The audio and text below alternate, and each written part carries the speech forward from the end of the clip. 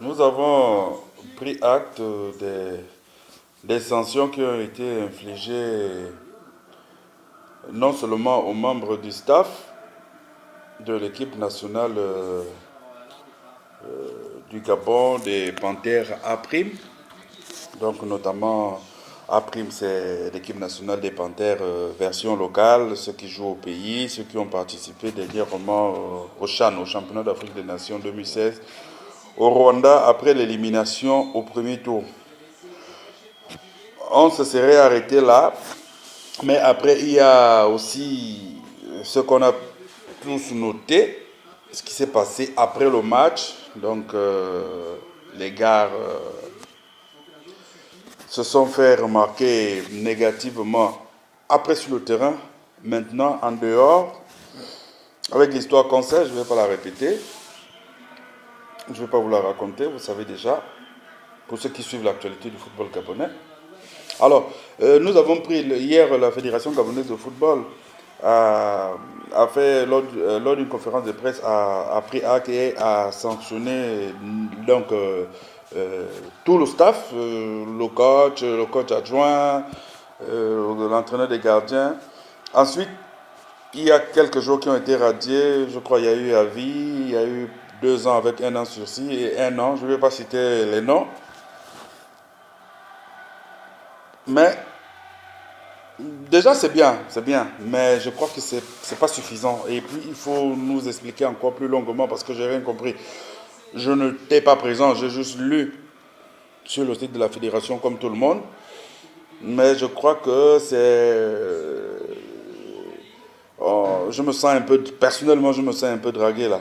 C'est-à-dire, voilà, on a réclamé des sanctions, on a réclamé que les têtes tombent, mais je ne sais pas si c'est assez. Et puis, au-delà d'avoir sanctionné les gens et d'avoir radié certains joueurs de l'équipe nationale, il y a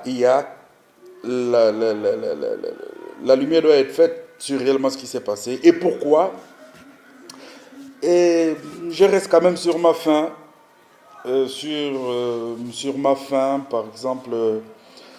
Le fait qu'on se retrouve au CHAN avec un joueur qui a été naturalisé, parce que ne voyez pas la discrimination ici, la xénophobie, hein, ou, voilà, non, non, partout dans le monde, on a, même les grandes nations du football aujourd'hui en Allemagne, en France, voilà, on voit ces naturalisations se passent.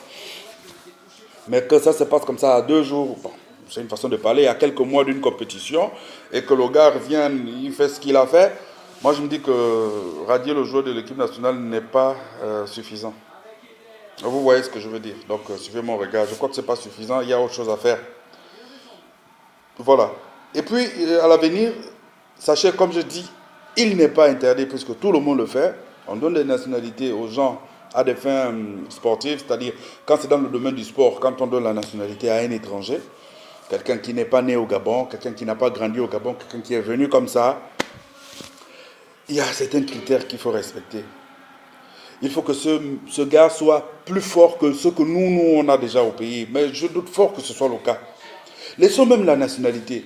Regardons même d'abord nos différents clubs. Ici ou bien partout ailleurs dans les autres pays, que ce soit dans le Maghreb, que ce soit en Europe. Quand vous arrivez dans le pays des autres, pas pour leur nationalité, juste pour jouer dans un club, dites-moi quel est l'intérêt. Quel est l'intérêt d'un club euh, euh, comme le club sportif de Sfax, comme Alali? Dites-moi l'intérêt d'un club comme le Raja de Casablanca de signer un joueur congolais ou un joueur gabonais ou un joueur ivoirien qui ne soit pas aussi fort que les Marocains ou que les Tunisiens ou que les Français, peu importe.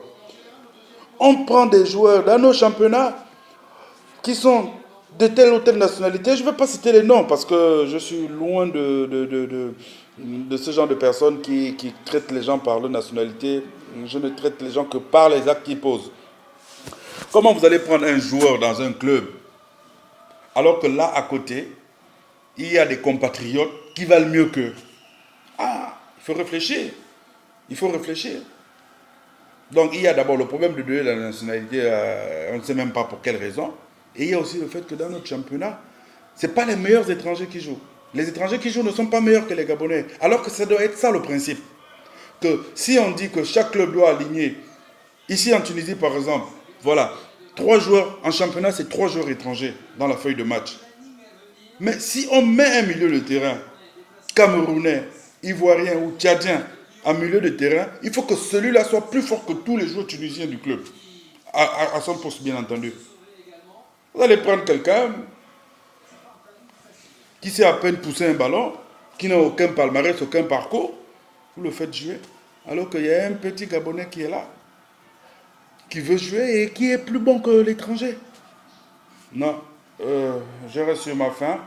Mais il faut reconnaître aussi qu'il y a quelque chose qui a été fait, mais ce n'est pas suffisant. Merci.